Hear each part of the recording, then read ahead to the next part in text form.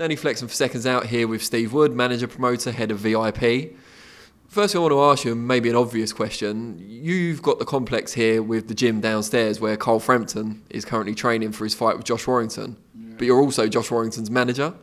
Is there any sort of conflict of interest there? Not really, no. There's not. No, it's just a fight, isn't it? And Josh happens to be fighting Carl Frampton, who trains here with Jamie Moore, so there's no conflict of interest, is there? Me and Jamie are good friends. Jamie wants Carl to win, and I want Josh to win, obviously. So it's straightforward as far as I'm concerned. You've not been tempted to, I don't know, turn the electricity off or anything like that to ruin Carl's training camp? No. Listen, it's a fight, isn't it? And the best man's going to win. And I think we've got the best man. Jamie thinks they've got the best man. We'll find out on the 22nd. What do you think it is about Warrington that gives him the edge over Frampton in this fight? I think it's all about timing. I think we got Lee Selby at the right time, and I think we've got Carl Frampton on the right time. I mean, Josh is starting to peak now, and I think his performances have been getting better. If you look at Carl's, and I've been a massive fan, I was going over to Ireland to watch him fight years and years ago, just as a fan, you know, and we was in Vegas watching him when he got beat by Santa Cruz. Personally, I don't think he actually won the first fight with Santa Cruz myself. So I think we have seen that he's slipping a little bit, and I think the timing's perfect for us. You say he's slipping. Is that based on his performances since the kind of comeback trail, or is that just based on the difference between the two Santa Cruz fights? Well, I think both really. You know, I don't think probably his head was in the right place from what we're finding out now for the second Santa Cruz fight, but he got beat very comfortably over there. He didn't perform very well, and I'm not seeing him fight at the quality he was. You know what I mean? He was one of my favourite fighters. That's why I used to go to Ireland to watch him. So I mean, I've seen a lot of Carl Frampton over the years, and I just don't think he's as good as he was. You alluded to the split that Frampton's had with his former management team. I'm guessing that's what you're talking about when you say his head wasn't in it. As someone who's always invested heavily in your fighters, often at your own personal expense, and had loyalty to them and loyalty in return, do you have some sympathy with kind of a breakdown of that sort of relationship?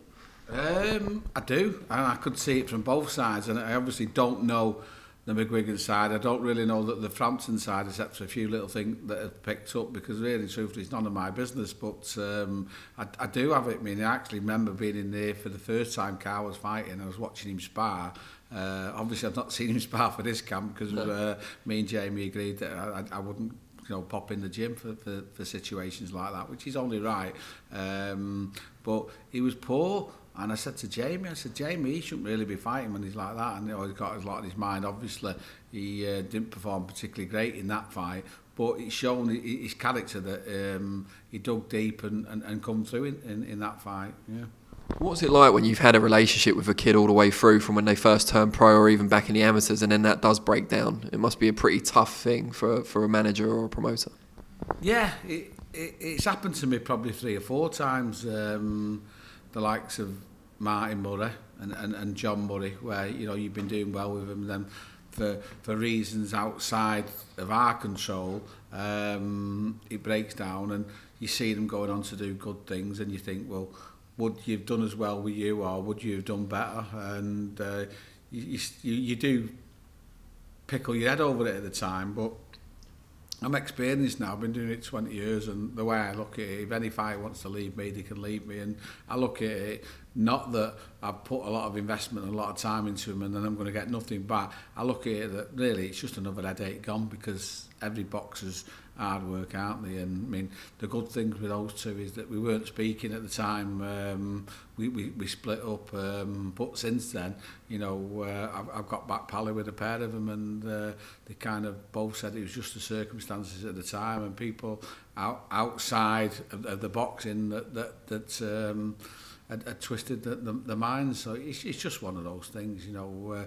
It's happened before, it'll happen again. I mean, before, as you say, it did affect me a little bit, but now it wouldn't do, because I just put it to one side as an headache gone.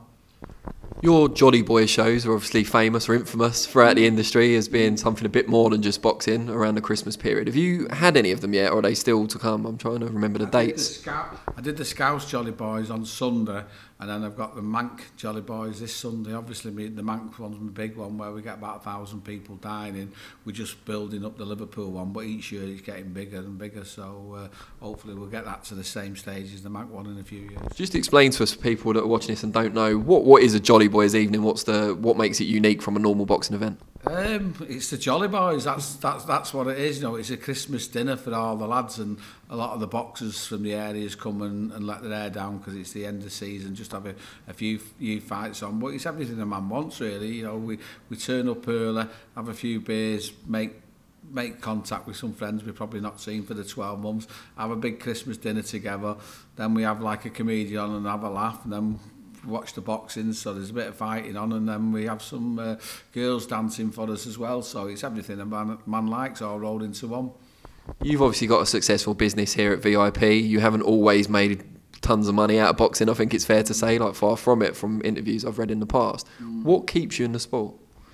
Do you know, we've gone through this with a lot of people. I think it's an illness that, you know, like even the boxers and the trainers and people, I mean, the only people making money are the journeymen, and the managers of the journeymen, people doing their all small old shows, very little chance of breaking even, you know. I mean, I just lost a fortune on my show on Saturday, lost a little bit of money on the Sunday, had a lot of stress trying to get opponents matched and things like that, and it's really difficult. Cause, so business-wise, there's no sense why you should do it. I mean, I'm probably fortunate that I've had 2 world champions now, and I take a commission off those lads, and I've been able to put that into my losses. But you know, it's nowhere near covered what I lose on the shows. And now I'm 55 and looking to wind down. I've told the lads, you just can't carry on like that because it's not good for my health. I had 2 strokes and a little heart attack, and it's not through my engineering business, that it's through all the crap of the